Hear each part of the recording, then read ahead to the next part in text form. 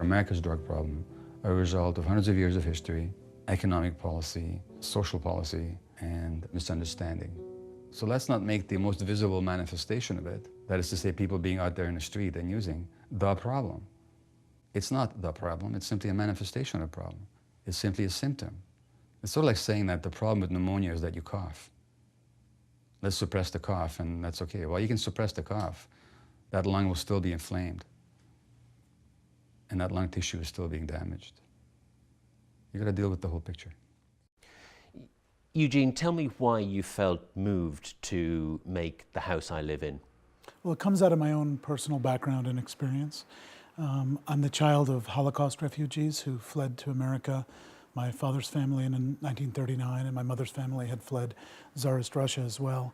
And we were all taught as young people growing up in America that it was really incumbent upon us to become messengers about struggle, messengers about the way societies can turn on those defenseless within them. So in the American context, growing up in the wake of the civil rights movement, I had a very natural concern and affinity for the black community as I saw in the wake of that civil rights movement that the progress that was supposed to come for black Americans seemed to be blocked in some way. And much of my work in many recent years has been in trying to find out what it is that's blocking black progress. And after much investigation, the war on drugs came into view as one of the primary obstacles to black progress in America.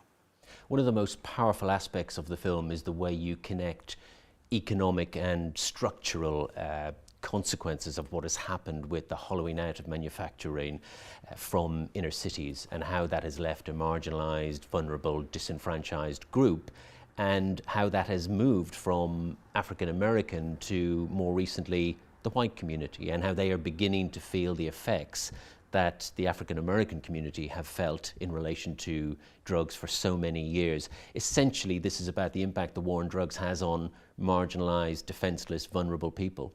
Sure, I mean, America has a long history of using drug laws really as thinly veiled laws of racial and social control. Opium, for example, was used by middle-aged, successful whites, often housewives in the South. If people were addicted or abusing drugs, they were viewed sympathetically as people who had to be helped. It was seen as a public health issue rather than a crime issue. Well, one of the first changes was on the West Coast, when smoking opium was made a criminal offense. Now, why would opium smoking be illegal in California but not in Mississippi? What was going on in California that was a concern about smoking opium? Well, as it turns out, it had nothing to do with opium itself. The concern was with the people associated with smoking opium, and that was the Chinese who had come to this country, and many of whom were in California, working hard, working for very little pay, and becoming part of the American success story. But their success was taking jobs away from white workers. So politicians got together and decided we got to find something about the Chinese for which they can be criminalized to get them out of the way. Now, of course, you can't throw people in jail simply because they're Chinese, but you can throw them in jail because they smoke opium.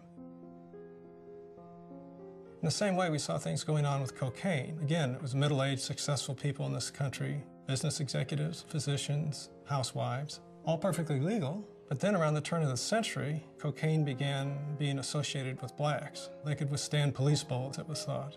They can work hard all day, all night long, and all day long again, threatening the jobs of white workers.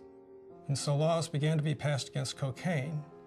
You're not arresting these people officially because they're black. You're arresting them because they've committed some sort of drug violation. Next, of course, we see the change in reputation that hemp has had. Hemp was a legitimate crop from colonial times forward, a widely appreciated commercial product. But then in the 1930s, hemp changed into something vicious and fearsome called marijuana, because at that time, marijuana smoking was being associated with Mexicans, working hard, working cheap. And once again, what was being outlawed was not being Mexican, but just some habit associated with Mexicans.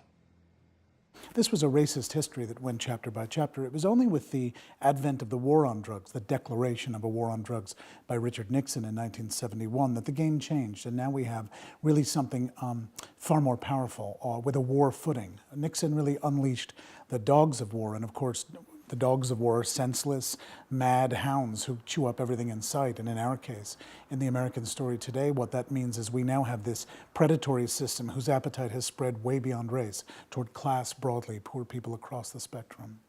One of the other aspects of the film relates to the way in which a market-driven economy has begun to rely on incarcerations, has begun to rely on imprisoning unbelievably high numbers of people. One of your previous films, The Way We Fight, talked about the connections between politics, economics and the military establishment that fuels war. And it looks like you're saying there's a similar military prison complex that's fueling the incarceration of young black and white Americans. Yeah, it's very straightforward. I mean, when I made Why We Fight, it really featured Eisenhower, President Eisenhower, and his warning against the military-industrial complex, this concentration of interests vested in those who make armaments, who could ultimately come to have a very distorting impact actually on the policies about war, so that you suddenly find yourself going to war to satisfy defense manufacturers rather than defense manufacturers helping you when, oh my God, you have to go to war. That turning, the tail wagging the dog, as it were. You see that across American industries that have disproportionate and unwarranted control over the areas of policy that affect them. And so the prison industrial system in America ends up in many ways writing the laws that fill its beds. They end up controlling the politicians who end up waking up in the morning, and their job as a politician is to please those benefactors. And the way they do that is by writing laws that make things that didn't used to be crimes into crimes so that more people can go to jail, and things that were crimes, they now give them tougher sentences. So they go to jail for longer, they fill those beds for longer, because there's a lot of jobs and a lot of profit that can be sort of squeezed out of that lemon of putting somebody in that jail bed. So they want to have more bed nights. It's almost like a very dark, ghoulish hotel.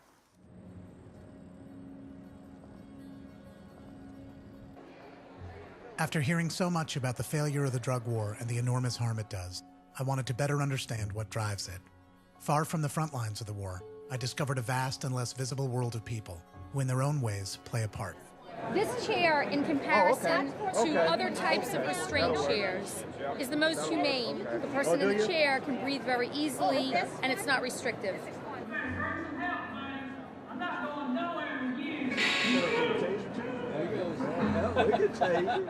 All sorts of people start to get a vested interest, a financial interest, in keeping the system going. Well, we're in the business of supplying corrections with products. It's a growing market. Prisons, there's a lot of prisoners in the United States. That's what I mean by growing. Now you got me feeling awkward because of the camera. Put it down. This company, CCA, we are the leader and the largest in the world as far as private prisons and jails. We are profitable. We're highly rated in the stock market. It hones your ability to do it less expensively because we have to earn a profit. You're a documentary filmmaker, but you've turned into something of a campaigner on this issue of the war on drugs, and you've decided not to just to make this film and leave it behind. You're using the next year to meet justice officials, law enforcement officials. The Observer was there when you took this film into a correctional institute. Right. You're committed to trying to get this message out to an American society that has sort of forgotten about the war on drugs. I pick a lot of fights with big monsters, and very often they're pretty invulnerable. The drug war is vulnerable. It's the first vulnerable adversary I've ever had, and I mean to do a great deal of harm to it. I think the war on drugs has impeached itself. We've been at it for 40 years. We've spent $1 trillion.